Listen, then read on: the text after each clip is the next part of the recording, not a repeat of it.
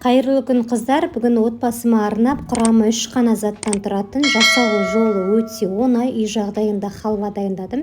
Сіздер де міндетті түрде жасаңыздар. Бізге керегі семішкенің дәнегі барлық дүкендерде сатылады. Осыны сковородкаға салып, екі жақ бетін қуырып алдым дағы, арнайы блендерге салып, майдалап тұрып езіп аласыздар. Жақсылап тұрып араластырып, осылай ақырындап езіп аласыздарды ыдысымызға саламыз. Мінекей түрі осындай болуы қажет.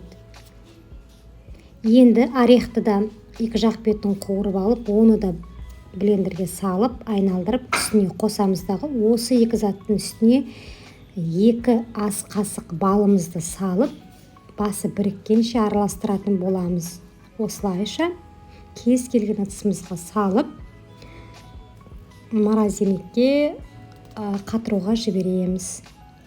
Мен кез келген ыдысты таңдап, ішіне міндетті түрде салафан салдым, алыну оңай болсын деп, осылай тығыздап орналастырып алдым. Осымен халвамыз дайын. Жасап көріңіздер, дәмі өте керемет.